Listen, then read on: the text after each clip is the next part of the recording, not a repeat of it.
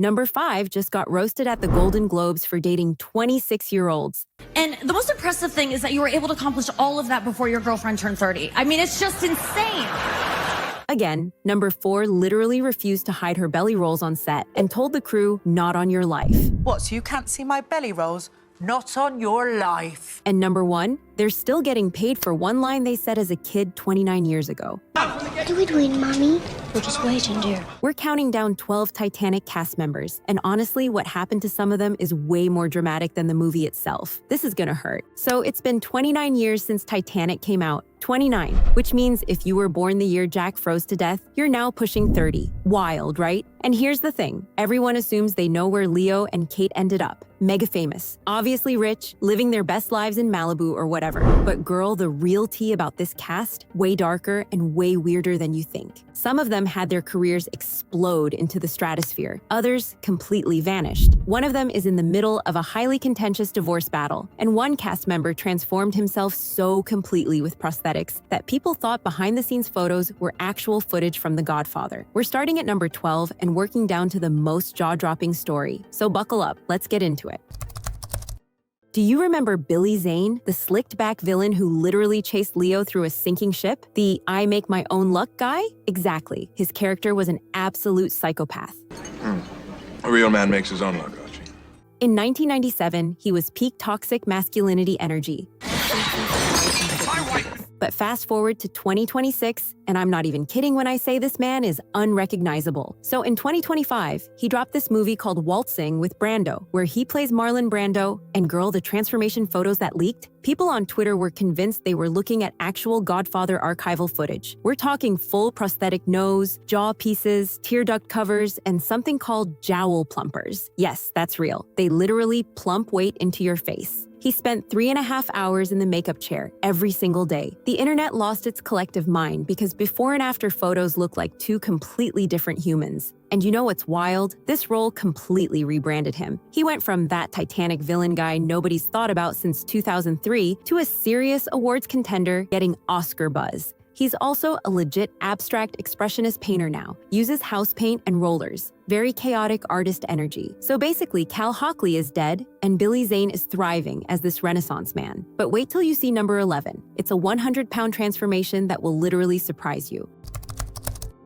Number 11 is Kathy Bates, and this story is absolutely wild. So in Titanic, Kathy was the iconic, unsinkable Molly Brown. Big red curls, loud laugh, life of the party vibes. She was 49 then, and honestly looked like she was having the time of her life. But here's where it gets real. In 2017, Kathy was diagnosed with type 2 diabetes, and she decided enough was enough. I think it was about 6 or 7 years ago, I was diagnosed with diabetes to rest here. So I lost about 80 pounds, and then the last 15 or 20 is always the hardest. Over the next 7 years, she lost 100 pounds. And before you jump to conclusions, this wasn't some Ozempic overnight thing. The last year and a half, there's been a lot of talk, oh, well, she's done this on Ozempic and stuff, and I just want to lay that to... 80 pounds came from what she calls mindful eating. She stopped eating after 8 p.m., focused on portion control. And that's helped me lose the last 15 pounds or so. But even with the Ozempic, I still have to pay attention and stop. No fad diets, just pure consistency over 7 years. But here's the thing. For the final 20 pounds, she did use Ozempic, and she's been incredibly transparent about it. She said the medication helped her cross the finish line after she'd already done the heavy lifting. Pun intended. Now, of course, the internet being the internet, she's all over those clickbait Ozempic face thumbnails where people compare her soft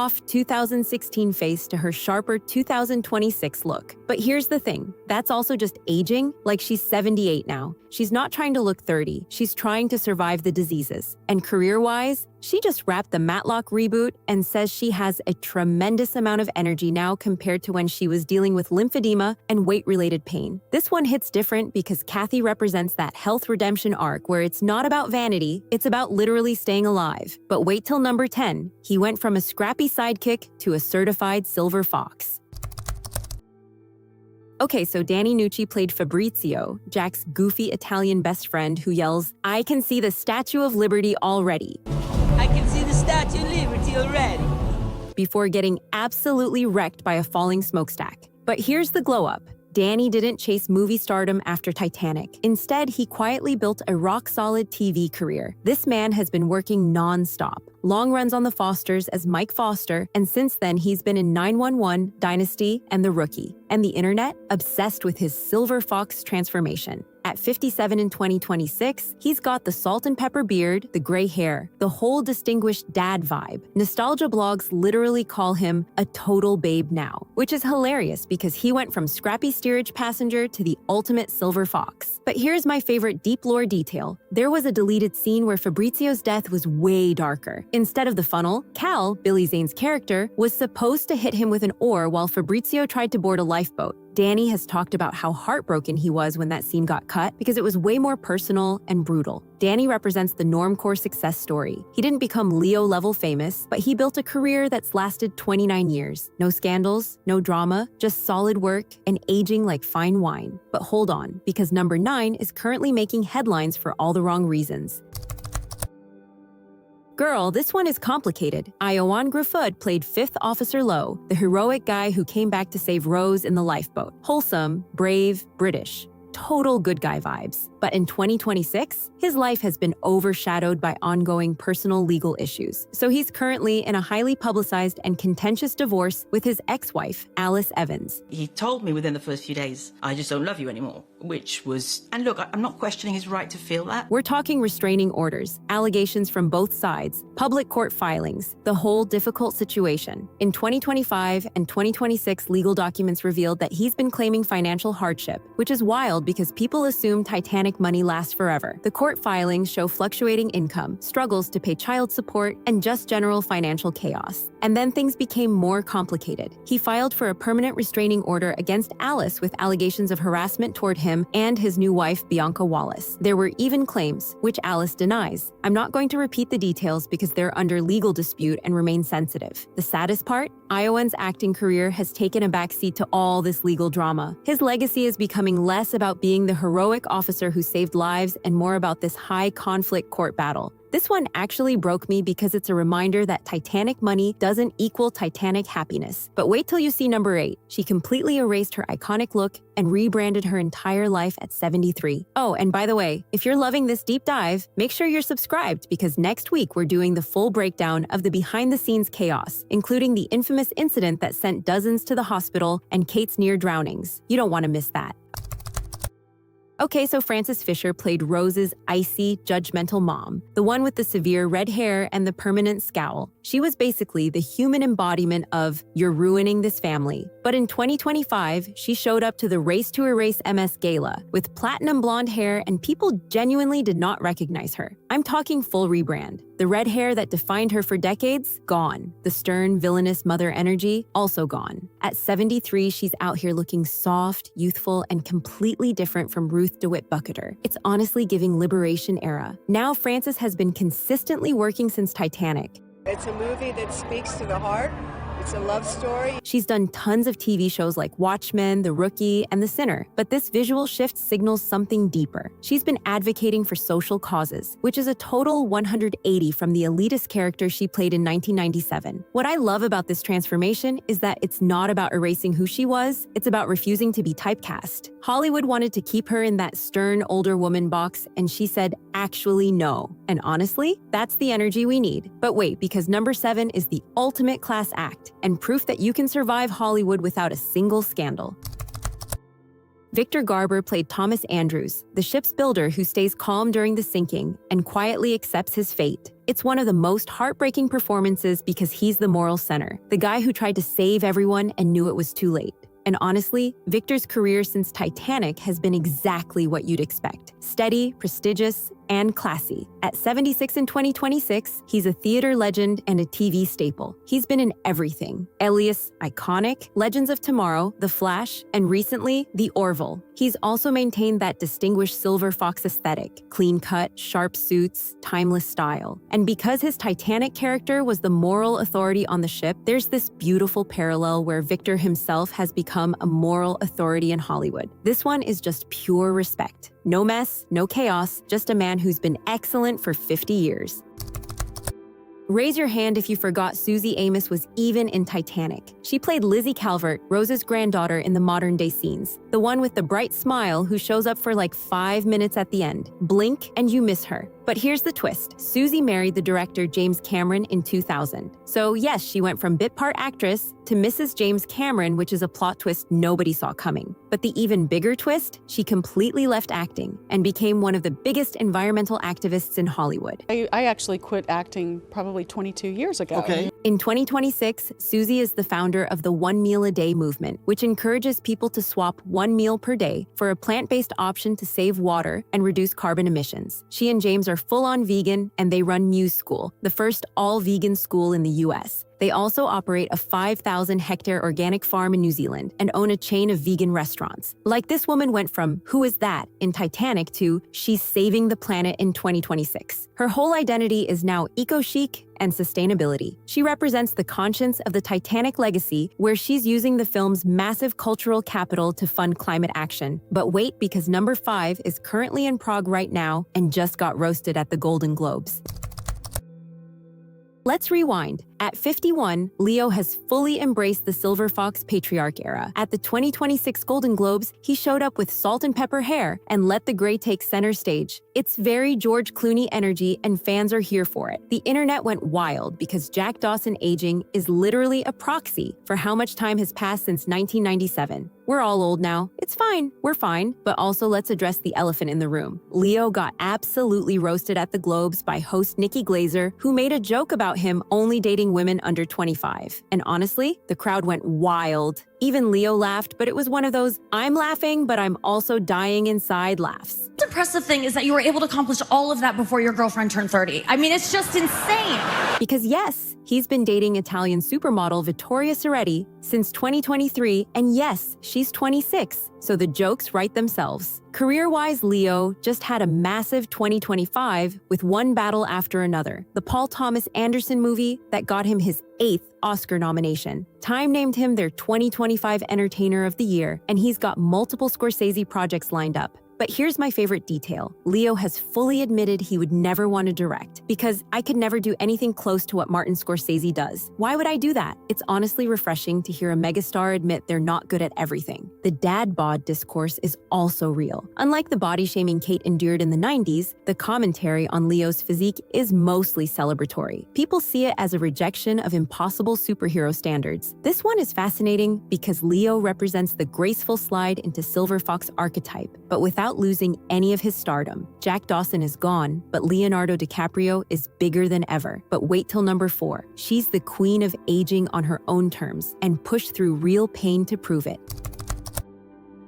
Where do I even start with Kate? Okay, so at 50 in 2026, she is the literal embodiment of "I will not be told how to age." While everyone else is getting fillers and buccal fat removal, Kate is out here saying, "Nope, this is my face and I earned it." Let's talk about Lee, the 2024 biopic where she played photographer Lee Miller. During production, Kate famously refused to hide her belly rolls, saying her character lived a life of substance-eating cheese bread and drinking wine. So why would she look like she spent her life in a Pilates studio? But here's the wildest part. A crew member literally walked up to her between takes and said, "You might want to sit up straighter," and Kate fired back, "So you can't see my belly rolls? Not on your life." It was deliberate. And get this, she even powered through a serious back injury on that set after a bad fall left her with 3 massive hematomas on her spine. But did she stop? Absolutely not. She kept going because that's Kate. The movie went on to earn her a BAFTA nomination, and she became the face of the anti-Botox crusade. That same toughness carried into 2025 when she made her directorial debut with Goodbye June, a Netflix movie written by her son Joe Anders. She cast incredible actors and brought every bit of her strength to the director's chair. Kate also just wrapped Avatar, Fire, and Ash, where she reprised her Na'vi role from Avatar 2. But let's be real, the most important thing Kate's done is speak out about the appalling body shaming she endured during Titanic. Critics called her melted and poured into her dress and suggested she should wear a size larger. In a 2025 interview, she was told to settle for fat girl parts by drama teachers. When I was only 14, I was told by a drama teacher that I might do okay if I was happy to settle for the fat girl parts. And in 2026 interviews, she's explicitly said, "I hope this haunts you," directed at those early critics. And honestly, icon behavior.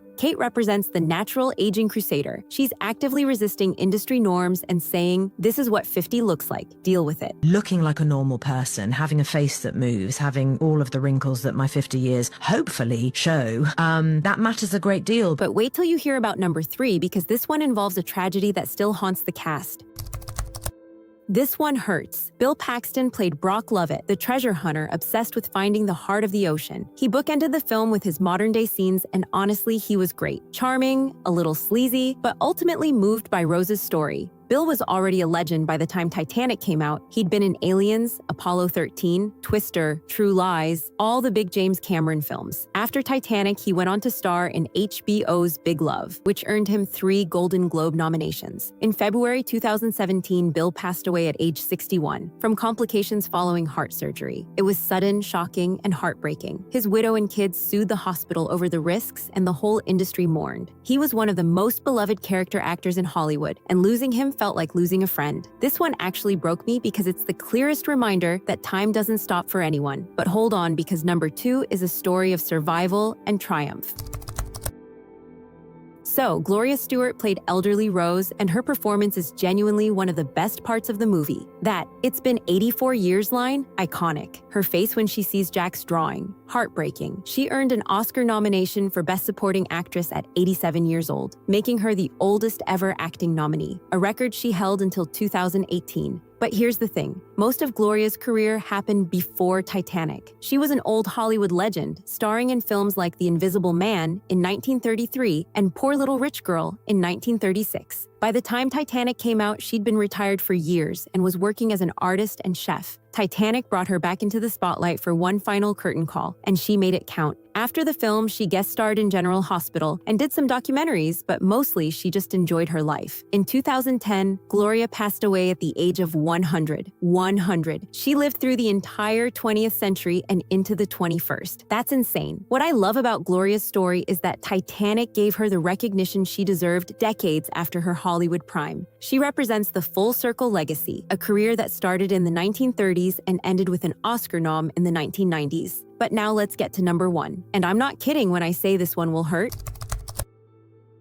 The Irish Little Boy. So you probably don't remember this name, but you definitely remember this face. Reece Thompson played the little boy in Steerage, who during the sinking looks up at his mom and asks, "What are we doing, Mommy?" It's one of the most heartbreaking lines in the entire movie. What are we doing, Mommy? That was Reece. He was a child actor who filmed that scene in 1997. And here's the wild part. He's still getting paid for it. In 2026, Reece is now a digital marketing director living in Utah. A totally normal guy with a totally normal job, but he still receives royalty checks from Titanic, residuals from a day's work done 29 years ago. He's been super open about it in interviews, saying he stopped cashing some of the checks at one point because they were getting forwarded to old addresses and it became a hassle. But the fact that he still gets paid at all is a case study in the long-tail economics of Hollywood. One line in a mega blockbuster can pay dividends for literal decades. But here's why this one hits so hard. Reece represents the normcore contrast to Leo's stardom. He's a regular guy who just happened to be in the biggest movie of all time, and now he lives a totally normal life. No scandals, no drama, no pressure. He's just chill. And honestly, that might be the best outcome of all. This one is number 1 because it's the most relatable story of the entire cast. Most of us aren't going to be Leonardo DiCaprio, but we might be Reece Thompson, someone who had one moment in the spotlight and then went on to live a good, quiet life. And you know what? That's beautiful. So there you have it. From Billy Zane's Marlon Brando prosthetics, to Kathy Bates's 100-pound health journey, from Ioan Gruffudd's legal battle, to Kate Winslet's resilience and directorial debut, and from Leo's Silver Fox era to the little boy who still cashes Titanic checks in Utah. The truth is, 29 years later, the Titanic cast proves that fame is unpredictable, aging is inevitable, and some people just build better lives than others. The ship sank in 1912. The movie came out in 1997, and here we are in 2026 still talking about it. Some of them became legends, some disappeared, some reinvented themselves, and some of them we lost. But honestly, the real story isn't the movie. It's what happened after the cameras stopped rolling. That's the real iceberg. If this shocked you, subscribe. We've got way more Hollywood deep dives coming.